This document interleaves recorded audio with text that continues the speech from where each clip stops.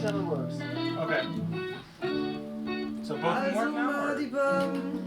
Or? Ich sah deinen Blick und es ist, als sehe ich den Lauf eines Gewehrs und es geht los. Und rauskommen all die Worte.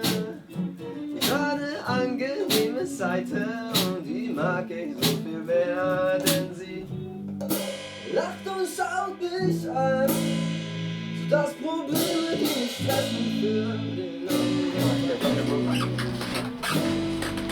alles ist so leicht, doch es Okay, one time, der dritte passiert jetzt. Yeah. So the third one, I moved the one on the right down to the. Ja.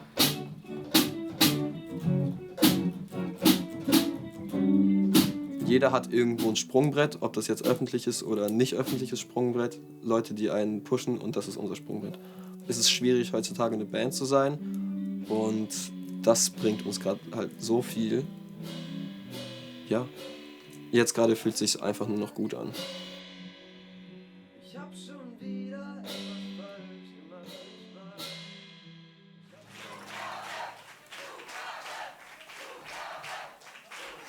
Okay.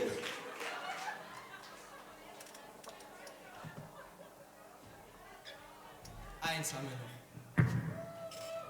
Also, es ist schwer, in so wenigen Monaten so viele Songs zu schreiben, deswegen nehmen wir jetzt einfach Smoko von den Chats, ich weiß nicht, ob ihr das kennt, und wir machen das auf Deutsch, und bei uns heißt das auf Deutsch Raucherpause, und das machen wir auch gleich. 1, 2, 3,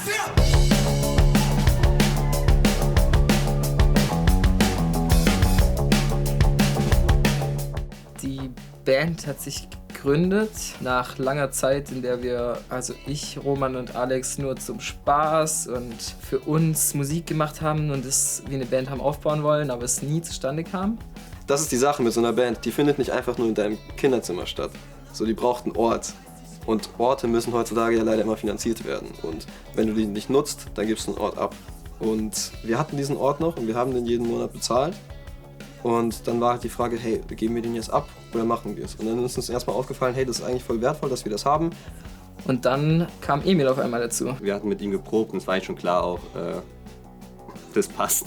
Emil wohnt auch einfach 100 Meter vom Proberaum weg. Am nächsten Morgen war irgendwie klar, okay, hey, wir haben jetzt einen richtig guten Drummer und wir können jetzt anfangen, richtig zu arbeiten.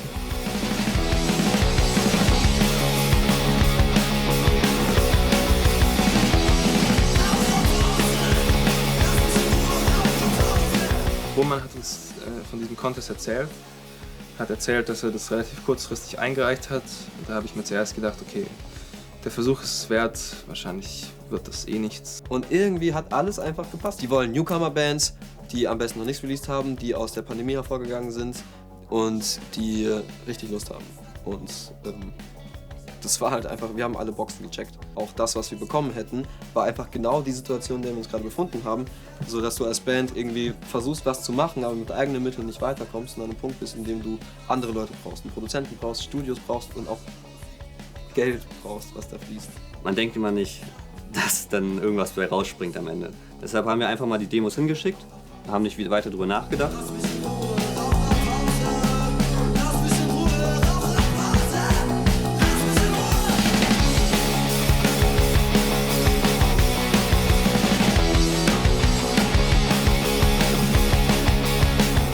Wir wollten dann eigentlich in Urlaub und dann 2 Tage vorher habe ich den Anruf bekommen, dass wir im Finale sind.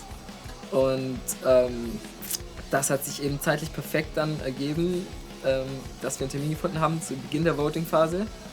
Und wir haben einen riesigen Gig gespielt, die Leute fanden es geil und wir konnten all die Leute beim Gig ansprechen. Hey, hier sind überall QR-Codes, die wir überall hingeheftet haben. Scannt es ein und votet für uns, dann können wir unser Album aufnehmen. Als wir dann erfahren haben, dass wir gewonnen haben, kamen natürlich so all die Gedanken, die man sich im Vorhinein gemacht hatte. Was passiert, wenn es klappt? Was passiert, wenn es nicht klappt?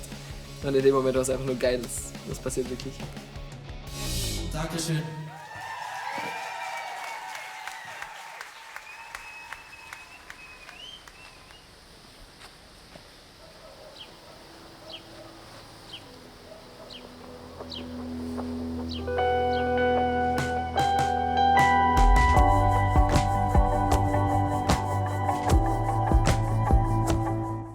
Als ich das erste Mal von dem Hi-Fi Club im Amplified Band Contest erfahren habe und dafür angefragt wurde, dachte ich erstmal, dass es ja eine super spannende Sache ist. Newcomer-Förderung ist ja das A und O eigentlich, weil sonst würde man ja immer nur die gleiche Musik hören. Und die wirklich freshen Sachen kommen ja eigentlich von den jungen Leuten, so, weil die bringen dann die neuen Einflüsse rein und damit bewegt sich ja die ganze Musiklandschaft. Und also für mich ist das das Wichtigste eigentlich sogar. Dementsprechend hatte ich da direkt eigentlich große Lust drauf.